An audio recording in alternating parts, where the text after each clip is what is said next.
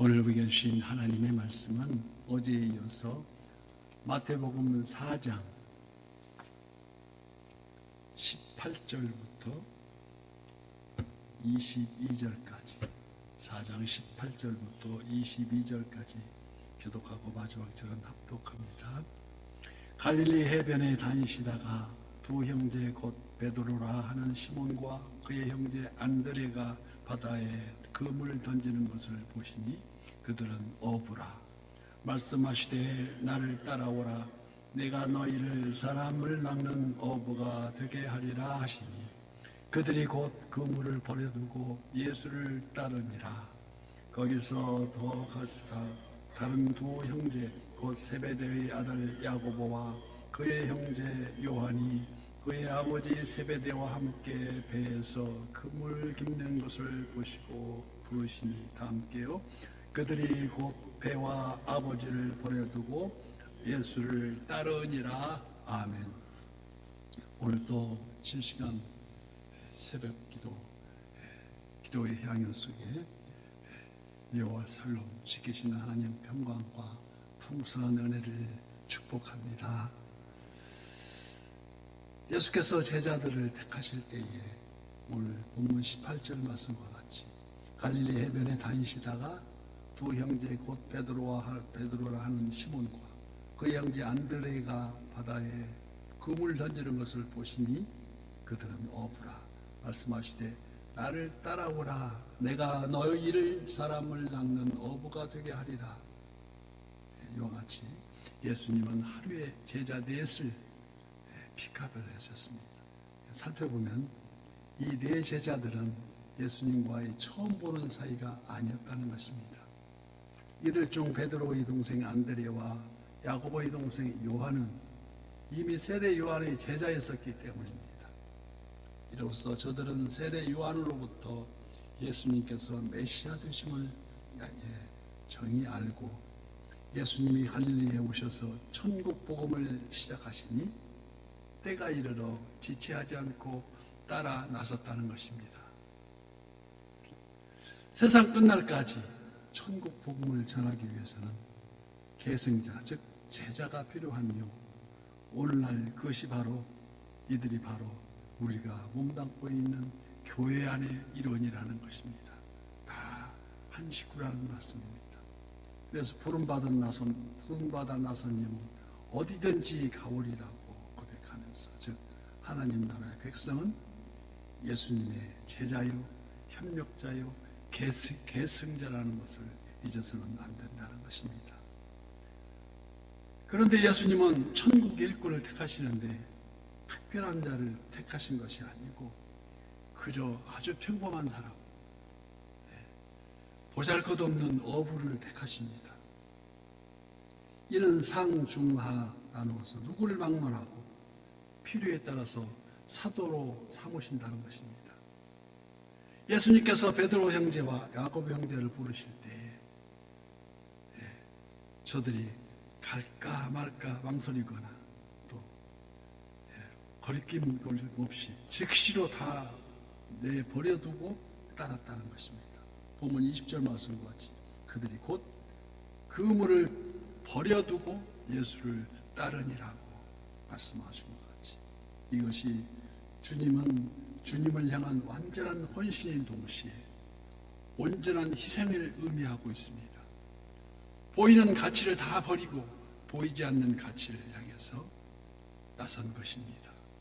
또한 시간적 가치마저도 내팽개친 채 영원한 가치를 위해서 우리 주님을 따라 나선 것이 아니겠습니까? 세상 우리들의 믿음이 우리들의 분량에 되돌아봐야 합니다. 소돔과 고모라 성의 소금 기둥으로 우뚝 변해버린 롯의 아내처럼 세상 애착에 눈이 어두워지고 또 세상 친구와 때론 세상 풍조에서 헤어나와 예수님께서 제자를 부르실 때에 내가 너희를 사람을 낚는 어부가 되리라 하는 그 말씀을 듣고 도대체 이 말씀 무슨 의미일까? 죄 중에 빠져있는, 영벌에 빠져있는 죽어가는 인생들을 하나하나 다 구원해내는 사람이 바로 되겠다는 그런 결심이 아니겠습니까? 마귀와 세상의 어둠 속에서 절망에 빠진 인생을 하나하나 영원한 생명의 세계로 인도해 나가는 그러한 우리들의 길이야 되겠다는 것입니다.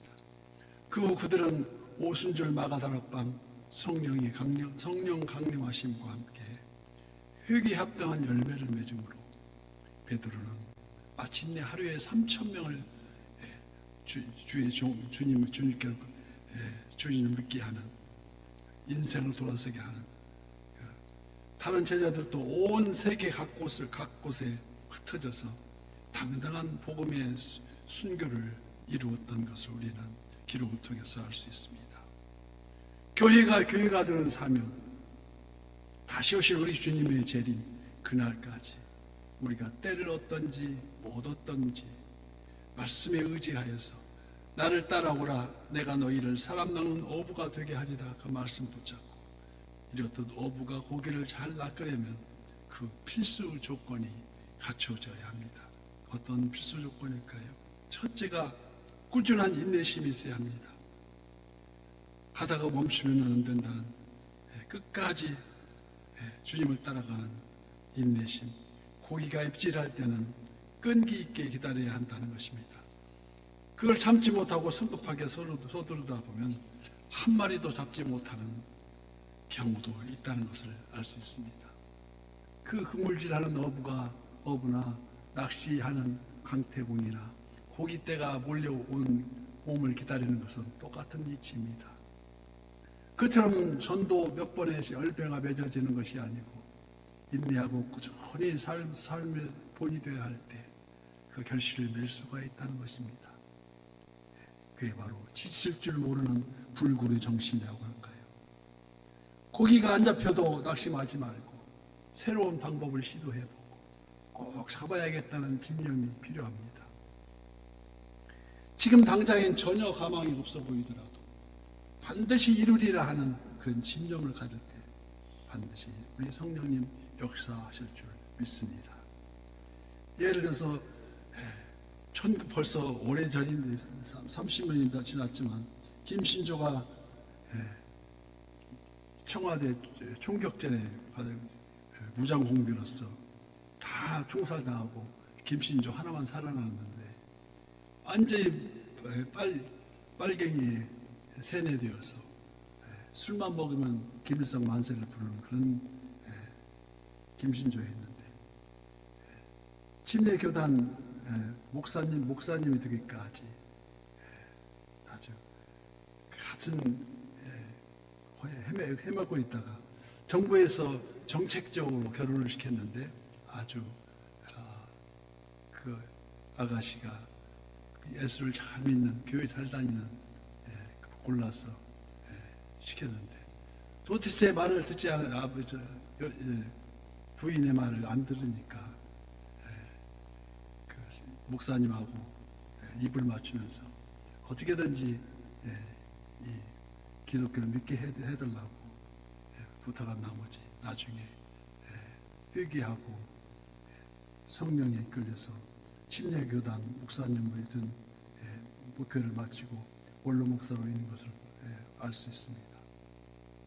어부는 고기가 몰려오는 때 그 시기를 잘 택해야 합니다.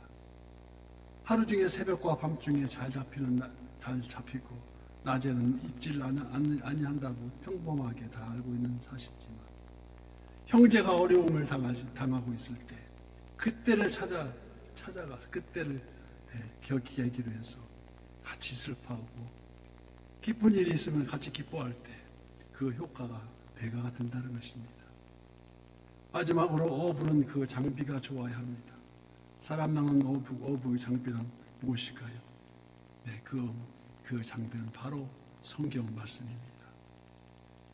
성경을 매일매일 많이 읽고 습득해서 자기부터 말씀으로 충만해져야 이단에 속하지 않고 헌신하는 제자의 길로 건재할 수 있게 만들 수 있다는 것입니다. 그래서 오늘 본문 20절 말씀, 그들이 곧 그 물을 버려두고 예수를 따르니라. 또 22절에는 그들이 곧 배와 아버지를 버려두고 예수를 따르니라고 말씀합니다. 그리스도께서 기꺼이 헌신하는 것, 오직 주님만을 따르는 길, 이는 그리스도인의 삶 속에 구현해야 할 중요한 문제입니다. 20세기 중국 선교의 해석이라 불리는 오치니라는 분이 있습니다. 수많은 교회를 개척하면서 우리는 무엇에 헌신해야 하는가? 그것은 바로 하나님의 뜻에 따라 행하며 변화되는 것이라고 말하고 있습니다. 마태복음 16장 24절, 예수께서 제자들에게 이르시되 누구든지 나를 따라오려거든 나를 부인하고 자기를 부인하고 자기 십자가를 지고 나를 따를 것이니라고 말씀하십니다. 제자의 길은 즉시로 순종하는 길이었습니다. 그들이 곧 그물을 버려두고 따랐으며 또 그들이 곧 배와 아버지가를 버려두고 즉시로 결단의 길을 나섰다는 것입니다. 제자의 길은 어떤 길입니까? 버려야 하는 길입니다. 자기에게 필요되는 것을 버리고 오직 주님의 필요한 그 길을 따라서 가는 것. 그래서 고린도전서 1장 8절 말씀, 십자가의 도가 멸망하는 자들에게는 미련한 것이요 구원받는 우리에게는 하나님의 능력이라고 말씀하십니다. 주님은 오늘도 우리를 부르고 계십니다. 교회가 되는 사명, 교회가 교회다워가는 사명, 이 부름이 바로 응답한다면, 이 부름에 응답한다면 우리는 어떠한 가시밭길이라도 기꺼이 달려가야 한다는 말씀입니다. 사탄 마귀가 울거리는 전쟁과 바이러스의 팬데믹이 창궐하는 이점, 마음이 축되고 수많은 개척교회가 문을 닫고 갈수록 가나안 땅 거꾸로 해서 안 나가는 사람이 더 많더라는 것입니다. 그러면 그럴수록 우리 선한 이웃은 더 적극적이고 우리는 오직 살든지 죽든지 모든 결과가 하나님께 맡기고 우리를 부르신 주님의 소명에 오늘 또 새벽을 깨우면서 그리고 또 내일은 우리 주일날을 준비하는 오늘이 되게 하기 위해서 작은 정성을 다해서 원근 각지에 다 모이는 선한 이웃이 되기를 주님의 이름으로 축복합니다.